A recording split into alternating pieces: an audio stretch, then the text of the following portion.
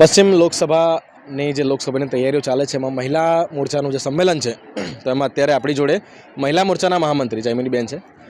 જયમિનીબેન, ઘણા બધા પ્રશ્નો મહિલાઓના હોય છે ને એમાં અત્યારે મને લાગે છે કે ભાજપે કેવું છે કે જે મહિલાઓને લઈને 33% અત્યારે અનામતવાળો વિષય પણ પાસ કર્યો છે.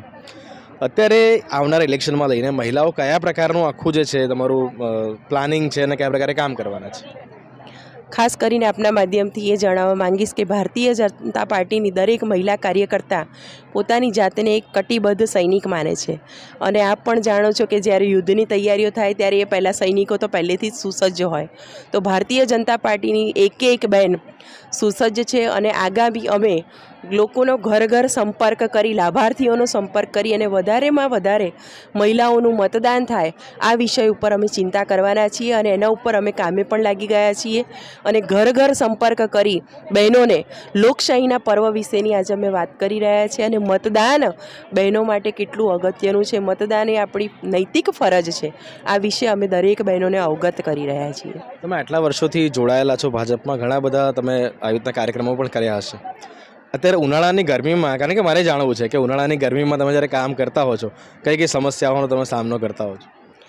ખરેખર યુદ્ધ જીતવાની વાત હોય ને ત્યારે કોઈ પણ મુશ્કેલીઓ આવતી હોય તે મુશ્કેલીઓને નજરઅંદાજ કરવામાં આવતી હોય છે. અને એક જનૂન હોય છે કે આ ભારતીય જનતા પાર્ટીને આ વખતે માનનીય પ્રધાનમંત્રીશ્રીને વિશ્વના ત્રીજી વાર પ્રધાનમંત્રીશ્રી ભારત દેશના બનાવીને ભારત દેશનું નામ વિશ્વમાં જ્યારે પહોંચાડવાનું છે ત્યારે કોઈ પણ ગરમીનો અહેસાસ, કોઈ પણ તકલીફનો અહેસાસ ભારતીય જનતા પાર્ટીની કર્મઠ બહેનોને ક્યારેય નહીં થાય. અને આ બધી જ મુશ્કેલીઓને નજરઅંદાજ કરીને અમે અમારા કાર્યમાં સુપેરે પાર પાડી અને દરેક સીટને 5 લાખની જંગી લીડથી જીતાડીશું એ અમારો સંકલ્પ છે. એટલે અત્યારે જે લોકસભાની વાત કરીએ છીએ, અત્યારે પણ વાત થઈ કે મહિલાઓ જે પ્રકારે 7 મે ઇલેક્શનના દિવસ સુધી તૈયારીઓ કરવાના છે, 7 મેના દિવસે તૈયારી કેવી હશે અને એની પહેલાંની તૈયારીઓમાં કયા પ્રકારની તૈયારી છે?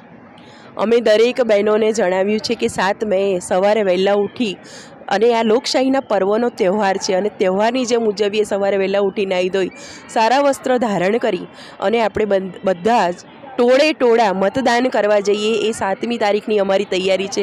અને 7મી તારીખે આ કાર્યને અમે સફળ અને સિદ્ધ કરી એ માટે અત્યારે અમે ખાટલા બેઠકો, બાકડા બેઠકો, જેમ કે આપ માધ્યમ દ્વારા છો તો માધ્યમ દ્વારા પણ અમે બાકડા બેઠકનું આયોજન કર્યું હતું અને આપના સહકારથી અમે ખૂબ સારી બાકડા બેઠકો પણ કરી.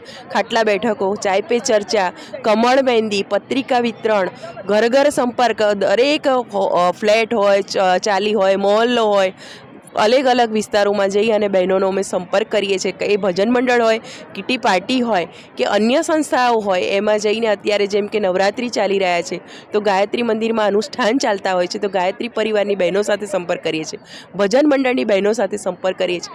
એક પણ બહેન ભારતીય જનતા પાર્ટીનો વ્યક્તિ ત્યાં જઈને નહીં મળે કે એમને સંપર્ક નહીં થાય એવું અમે નથી કરવા ઈચ્છતા. અને એ માટે અમે કમર કસી લીધી છે બહેનોએ કે એક હતી ઝાંસીની રાણીને આજની આજ યુગની ઝાંસીની રાણીઓ છે કે જે ભારતીય જનતા પાર્ટીના 26 ગુજરાત પ્રદેશના 26 વિધાનસભા ઉપર કમળ ખીલાવશે અને વિજયી બનાવીશું. એ જ અમારી પ્રતિજ્ઞા છે.